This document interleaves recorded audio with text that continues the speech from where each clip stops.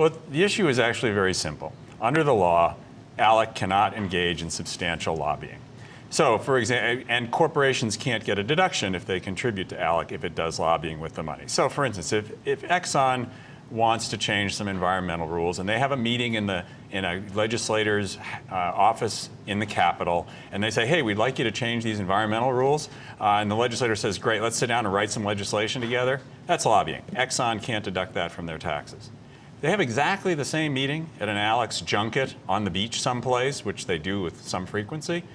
Then ALEC claims that's tax deductible, and taxpayers are now footing the bill for Exxon to pass environmental legislation that it likes. So you have submitted this complaint to the IRS with all sorts of documentation attached to show that what's going on at an ALEC junket where they invite corporations or representatives from corporations and legislators together to craft legislation that's in that corporation's interest, that's essentially lobbying, and you've got the documents to prove it. Yes, and because we have the documents, ALEC doesn't even really deny it now. Now they're saying, well, yes, we do lobbying, but we think it's more research and analysis. So I want to know from them, how is it research or analysis when you send a petition to all of your legislator members directed to Speaker Pelosi and Senator Byrd saying, oppose the health care legislation? Is that research? Is that analysis? Well, but you're saying that they admitted that they do lobbying.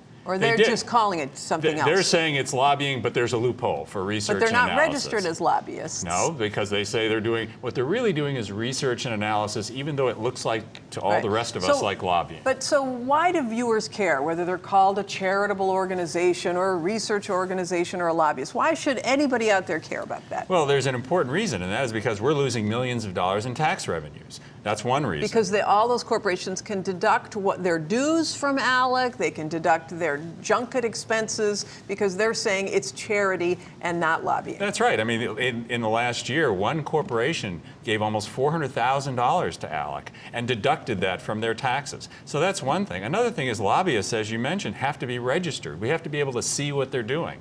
We've made a decision that we don't want them operating in the dark. But these companies, if it weren't for Common Cause coming out and revealing these documents, all of this would be below the radar. How big is the filing that you... It's 4,000 pages. You filed 4,000 pages with the IRS? Well, that's how much there was. Wow! And so how long is it going to take for them to sort through that? It'll take forever, won't it? Well, you know, IRS guys, they love paper. And so they go through the paper pretty quickly. And, you know, it does take a long time because they're very careful. Will they get fined then if they go through it? I mean, what's the end result from something like this? The taxpayers get their money back. So they go after the companies and say, you can't have deducted these. It's like an audit, essentially. That's right. It's like an audit. You get your taxes audited. If you made a mistake or worse, then you pay back. So up to this point, all of these corporations have been dropping out voluntarily from ALEC. Do you think that with the specter of an IRS, what is it, an investigation, that might cause more to reconsider? You know, I think so. There's nothing that makes these big companies more nervous than the IRS starting to look over things like this. They probably now wish they had never done this. Right. It seemed like a good. It's not worth the hassle. It seemed like a good idea at the time, but now that it's all become public, I mean, it was fine when it was all under wraps and ALEC only communicated with its members. But now that it's been publicized, most of these companies don't like that kind of publicity, and that's why you're starting to see a lot of them dropping out.